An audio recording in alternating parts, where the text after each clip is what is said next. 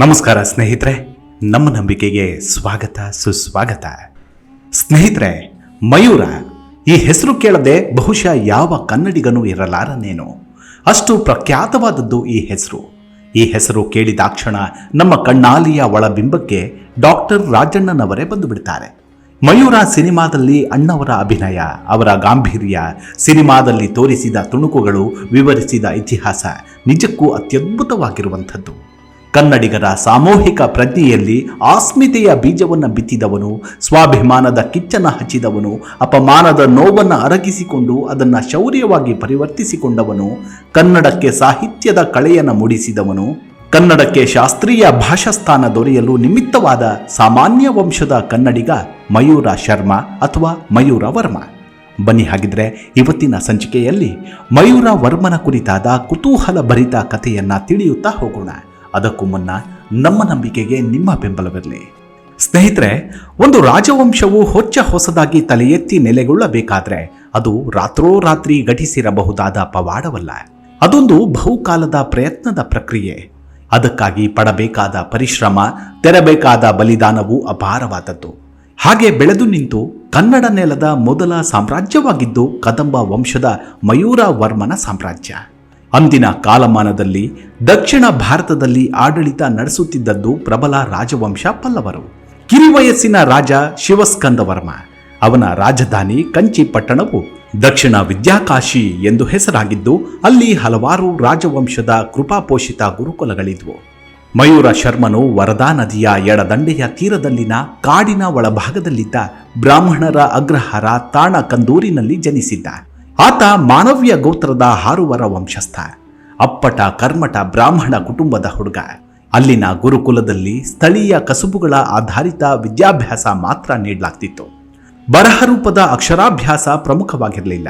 ಬ್ರಾಹ್ಮಣರದ್ದು ಪೌರೋಹಿತ್ಯ ವೃತ್ತಿ, ಅದರಿಂದಲೇ ಜೀವನ ನಿರ್ವಹಣೆ, ಬಡತನದ ಬದುಕು ಬೇರೆ. ಅಂತಹ ಸ್ಥಳದಲ್ಲಿ ಮಯೂರ ಶರ್ಮನ ಅಜ್ಜ ವೀರ ಶರ್ಮರು ವೇದಶಾಸ್ತ್ರ ಪಠಣದಲ್ಲಿ ಅಪರೂಪದ ಪಂಡಿತರಾಗಿದ್ದರು. ಮಯೂರ ಶರ್ಮನ ತಂದೆ ಬದುಕಿಗಾಗಿ ವೇದ ವೃತ್ತಿ ತೊರೆದು ಶಸ್ತ್ರ ವಿದ್ಯೆ ಕಲಿತು ಪಲ್ಲವರ ಸೇನಾ ತುಕಡಿಯಲ್ಲಿ ಸೇರ್ಪಡೆಯಾಗಿ ಅವರ ಸಾಮಂತರೊಬ್ಬರಲ್ಲಿ ಸೇನಾಧಿಕಾರಿಯಾಗಿದ್ದರು. ಯಾವಾಗಲೊಮ್ಮೆ ಅವರ ದರ್ಶನವಾಗ್ತಿತ್ತು. ಅಮ್ಮನ ನೆನಪೇ ಅವರಿಗಿರಲಿಲ್ಲ. ಹಾಗಾಗಿ ಸಂಪೂರ್ಣ ಅಜ್ಜನ ಸುಪರ್ದಿಯಲ್ಲೇ ಬೆಳೆದವನು ಮಯೂರ ಶರ್ಮ. ಪೌರೋಹಿತ್ಯದಲ್ಲಿಯಾದರೂ ಹೆಚ್ಚಿನ ಪರಿಣತಿ ಪಡೆಯಲು ಸಮೀಪದಲ್ಲಿ ಎಲ್ಲಿಯೂ ಅವಕಾಶವಿರಲಿಲ್ಲ.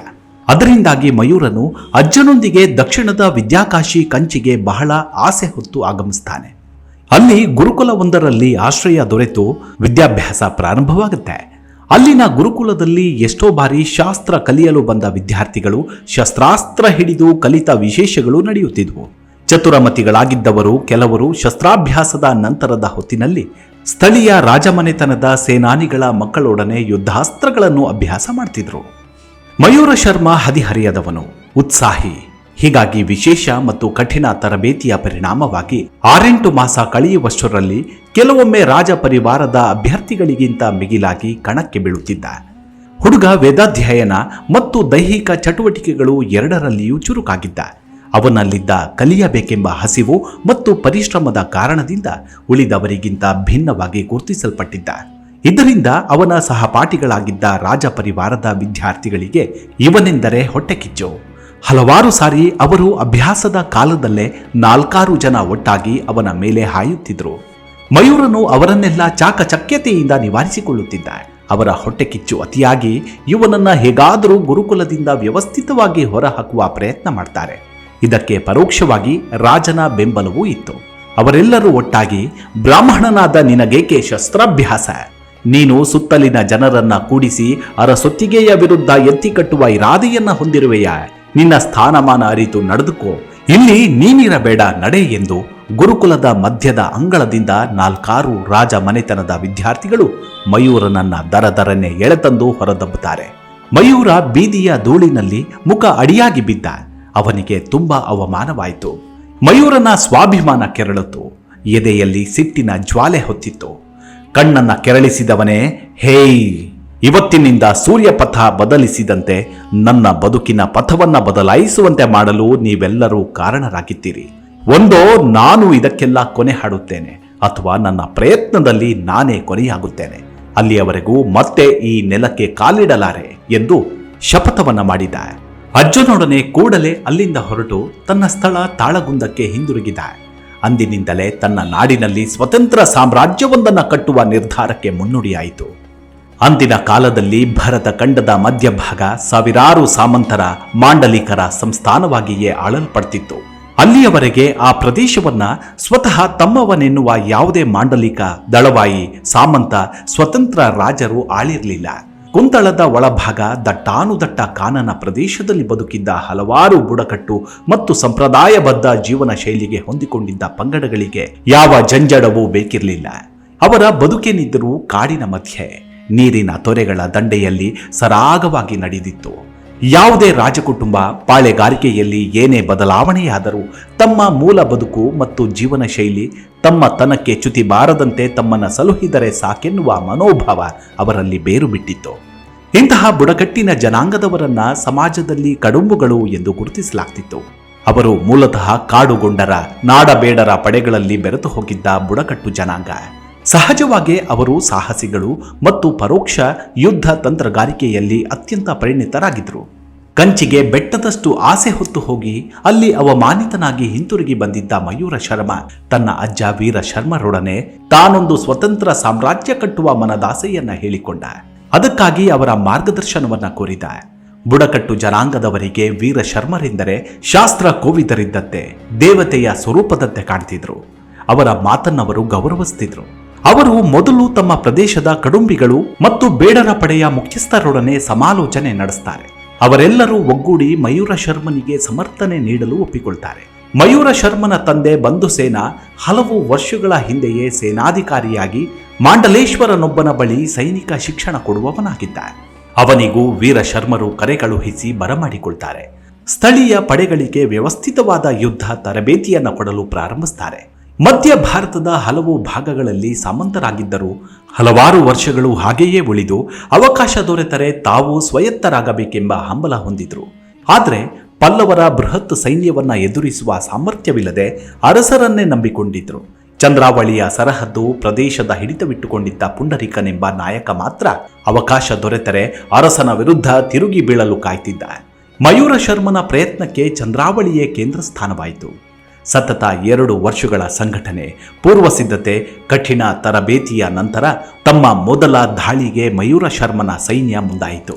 ಯುದ್ಧ ಪ್ರಾರಂಭಿಸುವ ಮೊದಲು ವೀರಶರ್ಮ ಬಂಧು ಸೇನರ ನಿರ್ದೇಶನದಂತೆ ಹೇಗೆ ಶತ್ರುವನ್ನ ಸುತ್ತುವರಿಯಬೇಕು, ಯಾವ ರೀತಿಯ ತಂತ್ರವನ್ನು ಬಳಸಬೇಕು ಎಂಬೆಲ್ಲ ಯೋಜನೆ ಮಾಡಿಕೊಳ್ಳುವ ವರ್ಣನೆ ಅತ್ಯದ್ಭುತವಾಗಿದೆ. ಯಾಕಂದ್ರೆ ಮಯೂರ ಶರ್ಮ ಅಲ್ಲಿಯವರೆಗೆ ರಕ್ತಸಿಕ್ತ ಯುದ್ಧದ ಕಾಳಗದಲ್ಲಿ ಭಾಗವಹಿಸಿರಲಿಲ್ಲ. ಅವನಲ್ಲಿ ಧೈರ್ಯ ಮತ್ತು ಸಾಮರ್ಥ್ಯವನ್ನ ಪ್ರಚೋದನೆ ಮಾಡಬೇಕಾಗಿತ್ತು. ಅವರಿದ್ದ ಪ್ರದೇಶದಿಂದ ಘಟ್ಟದ ಕೆಳಕ್ಕೂ ಘಟ್ಟದ ಮೇಲ್ಗಡೆಗೂ ಹೋಗಲಾಗದಂತೆ ಶತ್ರುಗಳನ್ನ ನಿಂದಿಸಿದ್ರು. ಕರಾವಳಿ ಕಡೆಯಿಂದ ಯಾರೊಬ್ಬನೂ ಕಂಚಿಯ ಕಡೆಗೆ ಹೋಗದಂತೆ ಎಲ್ಲಾ ದಾರಿಗಳಲ್ಲಿ ಕಡಂಬಿಗಳ 4-6 ಗುಂಪುಗಳು ಪಹರೆ ಕಾಯ್ತಿದ್ವು. ಅವರಿದ್ದ ಪ್ರದೇಶದ ಪಕ್ಕದ ಕಣಿವೆ ಪ್ರದೇಶ ದಾಟಿದ್ರೆ ಪಲ್ಲವರ ಸಾಮಂತ ಪದ್ಮರಾಜನ ಜಹಗೀರಿತ್ತು. ಅದರಾಚೆಗೆ ಮತ್ತೊಬ್ಬ ಸಾಮಂತ ಆಂಧ್ರಪಾಲನಿದ್ದ. ಮೊದಲ ಪ್ರಯತ್ನವಾಗಿ ಪದ್ಮರಾಜನ ರಾಜವಾಡೆಯನ್ನೇ ಮುತ್ತಿದ ಮಯೂರನ ಸೈನ್ಯದವರು ಎದುರಿಗೆ ಕಾಣಿಸಿಕೊಳ್ಳದೆ ಕಾಡು ದಾರಿಯಲ್ಲಿ ಅವಿತು ಕುಳಿತು ತಮಗೆ ಲಭ್ಯವಿದ್ದ ಸ್ಥಳೀಯ ವಸ್ತುಗಳಿಂದಲೇ ಮಾರಕಾಯುಧಗಳನ್ನಾಗಿ ಮಾಡಿಕೊಂಡು ಶತ್ರು ಸೈನಿಕರನ್ನ ಎದುರಿಸಿದ್ರು ಮತ್ತು ಸೋಲಿಸಿದ್ರು. ಇದೇ ಈಗಿನ ಕಾಲದ ಗೆರಿಲ್ಲಾ ಯುದ್ಧ ತಂತ್ರವಾಗಿದೆ. ಪದ್ಮರಾಜನಿಗೆ ಎದುರು ಪಡೆ ಎಷ್ಟಿದೆ ಎಂಬ ಅಂದಾಜೆ ಆಗದಂತೆ ಅವನನ್ನ ಸೋಲಿಸಿ ಸೆರೆಯಾಳಾಗಿಸಿದ್ರು. ಸೆರೆಯಾಳುಗಳಾಗಿ ಸಿಕ್ಕ ಶತ್ರು ಸೈನಿಕರನ್ನ ಕೊಲ್ಲದಂತೆ ಉಳಿಸಿಕೊಂಡು ಅವರು ತಮ್ಮ ಕಡೆಗೆ ನಿಷ್ಠೆ ಬದಲಿಸಿ ಮುಂದಿನ ಯುದ್ಧಗಳಲ್ಲಿ ಮಯೂರನ ಪರವಾಗಿ ಕಾದಾಡುವಂತೆ ಮಾಡಿದ್ದು ಕೂಡ ಒಂದು ತಂತ್ರದ ಭಾಗವಾಗಿದೆ. ಪದ್ಮರಾಜನನ್ನ ಜಯಿಸಿದ ನಂತರ ದಾರಿಯಲ್ಲಿ ಎದುರಾಗುವವನು ಮತ್ತೊಬ್ಬ ಸಾಮಂತ ಆಂಧ್ರಪಾಲ. ಮೇಲ್ಭಾಗದ ವರದಾ ನದಿಯಿಂದ ಹೆದ್ದಾರಿಯವರೆಗೂ ಹಬ್ಬಿದ್ದ ಪ್ರದೇಶವನ್ನ ಆಳುತ್ತಿದ್ದ ಆಂಧ್ರಪಾಲ ಅತ್ಯಂತ ಕ್ರೂರಿ ಮತ್ತು ಸಾಹಸಿ ಎಂದು ಪ್ರಸಿದ್ಧನಾಗಿದ್ದ. ಆಂಧ್ರಪಾಲ ಬೇಟೆಗಾಗಿ ಬಂದು ಕಾಡಿನಂಚಿನ ದಂಡಾವತಿಯ ಬಳಿಯಲ್ಲಿ ಬಿಡಾರ ಹೂಡಿದ್ದನೆಂಬ ಸುದ್ದಿ ಮಯೂರನಿಗೆ ತಿಳಿದಿತ್ತು. ಅವನಿಗೆ ಮಯೂರನ ಸೇನೆ ತನ್ನತ್ತ ಬರುವ ಸೂಚನೆ ಇಲ್ಲದ್ದರಿಂದ ಆಮೋದ ಪ್ರಮೋದಗಳಲ್ಲಿ ಮಗ್ನನಾಗಿದ್ದ. ಅವನ ಅಂಗರಕ್ಷಕ ಪಡೆಯನ್ನೆಲ್ಲ ಸುತ್ತುವರೆದು ವಶಕ್ಕೆ ಪಡೆದ ನಂತರ ಆಂಧ್ರಪಾಲನನ್ನ ಮುತ್ತಲಾಯಿತು. ಅವನನ್ನ ಸೆರೆಯಾಳಾಗಿಸಿ ಎಳೆತಂದ ಸೇನಾನಿ ದಾರು ನಾಯಕನನ್ನ ಕತ್ತಿಗಾಹುತಿ ಮಾಡಿದ್ದ ಆಂಧ್ರಪಾಲ. ಕೊನೆಗೆ ಆಂಧ್ರಪಾಲನಿಗೂ ಮಯೂರ ಶರ್ಮನಿಗೂ ದ್ವಂದ್ವ ಯುದ್ಧ ನಡೆದು ಆಂಧ್ರಪಾಲ ಗತಿಸಿದ. ಅಷ್ಟರಲ್ಲಿ ಪದ್ಮರಾಜನ ಸೇವಕನೊಬ್ಬ ಗುಟ್ಟಾಗಿ ಕಂಚಿಯ ಕಡೆಗೆ ಧಾವಿಸಿದ್ದ. ಅಲ್ಲಿಯ ದೊರೆಗೆ ಮಯೂರ ಶರ್ಮ ದಂಡೆತ್ತಿ ಬಂದು ಪದ್ಮರಾಜನನ್ನ ಸೋಲಿಸಿ ಮುಂದುವರಿಯುತ್ತಿದ್ದಾನೆಂಬ ಸುದ್ದಿಯನ್ನ ಮುಟ್ಟಿಸಿದ. ದಂಗೆ ಎದ್ದಿದ್ದವರನ್ನ ಅಡಗಿಸುವಂತೆ ರಾಜ ಶಿವಸ್ಕಂದವರ್ಮ ತನ್ನ ಸೈನಿಕ ಪಡೆಗೆ ಆಜ್ಞಾಪಿಸಿದ. ಅಲ್ಲಿಯವರೆಗೆ ಪಲ್ಲವ ದೊರೆಯ ಸೇನೆಯಲ್ಲಿದ್ದ ಪದಾತಿ ಪಡೆಯ ಮುಖ್ಯಸ್ಥನಾದ ಚಂಡಸೇನ ತನ್ನ ಕೆಲ ಆಪ್ತರೊಡನೆ ಪಲಾಯನಗೈದು ಮಯೂರ ಶರ್ಮನ ಬಳಿಗೆ ಧಾವಿಸಿದ. ಅವನು ಕಂಚಿಯ ಗುರುಕುಲದಲ್ಲಿ ದೇವಸೇನನ ಸಹಪಾಠಿಯಾಗಿದ್ದು ಹಳೆಯ ಗೆಳೆಯರು ಮತ್ತೆ ಒಂದಾದ್ರು. ಯುದ್ಧ ವಿದ್ಯೆಯಲ್ಲಿ ಸಾಕಷ್ಟು ಪಳಗಿದ್ದ ಚಂಡಸೇನನ ಮಾರ್ಗದರ್ಶನವು ಈಗ ಮಯೂರನ ಸೈನ್ಯಕ್ಕೆ ದೊರೆಯಿತು. ಆಂಧ್ರಪಾಲನ ವಾಡೆಗಳನ್ನೆಲ್ಲ ವಶಪಡಿಸಿಕೊಂಡ ನಂತರ ಮಯೂರ ಸೇನೆ ಮುಂದುವರೆದು ಬಲಶಾಲಿಯಾಗಿದ್ದ ಬೃಹತ್ ಬಾಣನ ವಸಾಹತಿಗೆ ತೆರಳಿತು. ಅವನ ಒಳಗುಟ್ಟೆಲ್ಲವನ್ನು ತಿಳಿದಿದ್ದ ಚಂಡಸೇನ ಮಯೂರ ಶರ್ಮನಿಗೆ ಸೂಕ್ತ ಮಾರ್ಗದರ್ಶನ ಮಾಡಿದ. ಬಲಾಢ್ಯನಾದ ಬಾಣನೊಡನೆ ಕಂಚಿಯ ದೊರೆ ಶಿವಸ್ಕಂದವರ್ಮನ ಸ್ನೇಹವನ್ನ ಕಾಯ್ದುಕೊಂಡು ಉತ್ತರ ಭೂಭಾಗವನ್ನ ರಕ್ಷಿಸಿಕೊಂಡಿದ್ದ. ಮಯೂರನ ದಂಡನಾಯಕರು ವಲ್ಕರಾಜು, ವೆಂಗಿರಸ ಮೊದಲು ಬಾಣನನ್ನ ತಡವಿಕೊಂಡ್ರು. ಪೂರ್ವ ಯೋಜನೆಯಂತೆ ವೈರಿ ಸೈನ್ಯವನ್ನ ಸುತ್ತುವರೆದು ಎಲ್ಲ ದಿಕ್ಕುಗಳಿಂದ ಕಾದಾಟ ಪ್ರಾರಂಭಿಸ್ತಾರೆ. ಮಯೂರ ಶರ್ಮ ಮತ್ತು ಚಂಡಸೇನರು ತಮ್ಮ ಸೈನ್ಯದೊಡನೆ ಹಿಂದಿನಿಂದ ಬಂದು ಸೇರಿಕೊಳ್ತಾರೆ. ಬೃಹತ್ ಬಾಣನನ್ನ ಯಶಸ್ವಿಯಾಗಿ ಸೋಲಿಸಿ ಸೆರೆ ಹಿಡಿದು ಅವನು ತಮ್ಮ ಆಧಿಪತ್ಯಕ್ಕೆ ಒಳಪಟ್ಟು ಕಪ್ಪ ಕಾಣಿಕೆಗಳನ್ನು ಸಲ್ಲಿಸುವ ಸಂಪ್ರದಾಯಕ್ಕೆ ಬದ್ಧನಾಗಿದ್ದೇನೆಂದು ಅವನಿಂದ ಜನತೆ ಎದುರಿಗೆ ಪ್ರಮಾಣ ಮಾಡಿಸ್ತಾರೆ. ನಂತರ ಬಾಣನ ಅಂತ್ಯವು ಗುಪ್ತವಾಗಿ ನಡೆಯಿತು. ಮುಂದಿನ ಹೆಜ್ಜೆ ತ್ರಿಪರ್ವತದ ಸಾಮಂತನಾಗಿದ್ದ ವಿಷ್ಣು ಗೋಪನತ್ತ. ಅವನಲ್ಲಿಗೆ ದಂಡೆತ್ತುವುದರೊಳಗೆ ನಂದರ ಚರಗುಪ್ತ ಮತ್ತು ನಂದಗುಪ್ತರು ಅವನನ್ನ ಸೋಲಿಸಿ ಕೈಸೆರೆಯಾಗಿಸಿ ಕೊಂಡೊಯ್ದಿದ್ರು. ಹೀಗಾಗಿ ಕಾದಾಡುವ ಪ್ರಸಂಗ ಒದಗಲಿಲ್ಲ. ಆದರೆ ಅಳಿದುಳಿದ ವಿಷ್ಣುಗೋಪನ ಸೈನಿಕರು ಮಯೂರನ ಆಶ್ರಯ ಕೋರಿ ಶರಣು ಬಂದಿದ್ರು. ಇದವನಿಗೆ ಅನುಕೂಲವಾಯಿತು. ಈ ಶರಣಾದ ಸೈನಿಕರನ್ನ ತನ್ನ ಮುಂದಿನ ಹೋರಾಟದಲ್ಲಿ ಮುಂಚೂಣಿಯಲ್ಲಿಟ್ಟು ಅವರ ನಿಷ್ಠೆಯನ್ನ ಪರೀಕ್ಷೆಗೆ ಒಡ್ಡಿದ. ಅವರು ನಿಷ್ಠರಾಗೆ ಕಾದಾಡ್ತಾರೆ. ರಾಜತಂತ್ರದ ಉಪಯೋಗ ಮಾಡಿ ಉತ್ತರದ ಗುಪ್ತರೊಡನೆ ಸ್ನೇಹದ ಒಪ್ಪಂದಕ್ಕೆ ನಿರೂಪ ಕಳುಹಿಸಿದ. ಇದರಿಂದ ಅವರು ದಕ್ಷಿಣದ ಕಡೆಗೆ ಬಾರದಂತೆ ಈತನಿಗೆ ರಕ್ಷಣೆಯಾಯಿತು. ಇನ್ನುಳಿದದ್ದು ಪಲ್ಲವ ದೊರೆಯ ಮೇಲಿನ ಅಂತಿಮ ಯುದ್ಧ. ಇಲ್ಲಿಯೂ ಮಯೂರನ ತಂತ್ರಗಾರಿಕೆ ಉಪಯೋಗಕ್ಕೆ ಬಂತು. ಮೊದಲು ತನಗೆ ಶರಣಾಗಿದ್ದ ವಿಷ್ಣುಗೋಪನ ಸೈನಿಕ ತುಕಡಿಯು ಪಲ್ಲವರ ಸೈನ್ಯದ ಮೇಲೆ ದಾಳಿ ಮಾಡಿತು. ಹಿಂದಿನಿಂದ ಅಟ್ಟಿಸಿಕೊಂಡು ಬಂದ ಮಯೂರನ ಸೇನೆ ಚಕ್ರವ್ಯೂಹ ರಚನೆ ಮಾಡಿ ಪಲ್ಲವ ರಾಜ ಶಿವಸ್ಕಂದವರ್ಮನನ್ನ ಅದರಲ್ಲಿ ಸಿಲುಕಿಸಿದರು. ಕೊನೆಗೆ ಮಯೂರನೇ ಶಿವಸ್ಕಂದನೊಡನೆ ದ್ವಂದ್ವ ಯುದ್ಧ ಮಾಡಿ ಅವನನ್ನ ಸೋಲಿಸಿದ. ಅವನ ದೇಹ ಮಯೂರನ ಹೊಡೆತಗಳಿಂದ ಜರ್ಜರಿತವಾಯಿತು.